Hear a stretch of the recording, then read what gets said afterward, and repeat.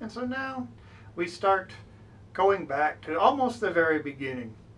In one of the very first videos I did, back in the introductory module, I showed the acquisition of an NMR spectrum from a sample, an extract of peppermint leaves. The sample was menthol, and we've seen the structure of that molecule previously and seen its proton spectrum. It was an example molecule in the previous module to talk about interesting coupling patterns. This is the molecule with that famous septet of doublets in it. Now I want to start looking at this molecule again, but now with the help of the two-dimensional NMR spectra that we're learning about. But before I do that, and in the next video we're going to take a careful look at all of them, all the spectra that were acquired in that very first introductory video we're going to take a look at pretty soon. But I do need to tell you one last fairly critical detail about what these two-dimensional spectra really are. And in order to do that, I'm going to switch the viewpoint to the computer screen. While this class doesn't have a laboratory component to it, your ability to interpret NMR, particularly the 2D NMR, I think it is important to have a kind of a glimmer at least of just what's really behind these 2D experiments. So I want you to first take a look at the COSY two-dimensional spectrum of menthol. Here it is. Now we are going to do a more careful job of interpreting it in the next video, but what I want you to see now is this COSY spectrum is really a representation, and this picture is a somewhat more accurate picture of what a COSY really is.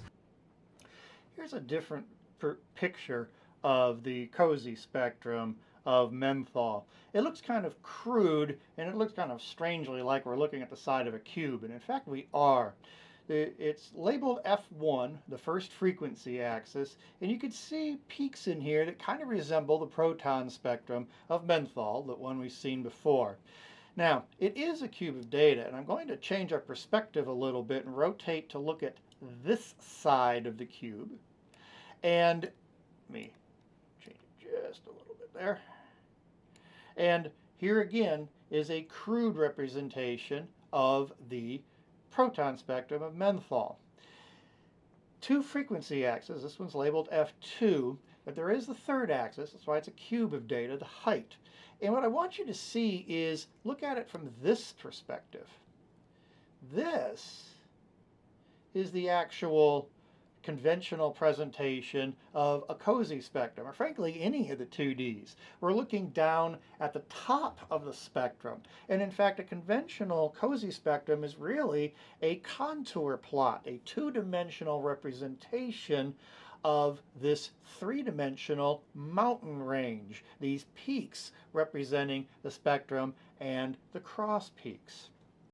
When we analyze these things, one of the things we have to do is have control over where we make our contours. If we slice this thing too high, we miss a lot of the data. If we come way down here and slice too low, we might pick up noise down here in the valley floor. So we do have to be a bit careful on how we do that, and I'll show you that in just a moment. But I do want you to see one other perspective on this cube of data, and that is the viewpoint here, looking down the corner. We're now looking down, essentially, the diagonal on this cube of data. And here, to the left of the diagonal, to the right of the diagonal, those are the cross peaks. Ideally, this side and that side are mirror images of each other. Typically, they aren't exactly mirror images of each other, but they're pretty close. That is a good representation, better representation, but harder to look at, of a two-dimensional spectrum, the COSY spectrum of menthol here.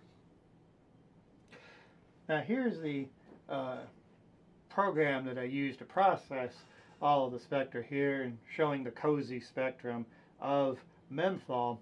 And what I just want to show you here is the changing and slicing level by subtly manipulating my mouse here, I can slice higher and higher. You'll notice what's happening here.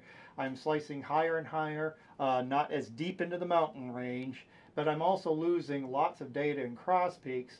And in fact, at this level, all I have are the peaks of just a couple of my diagonal peaks here. On the other hand, I can do this. I can slice deeper and deeper.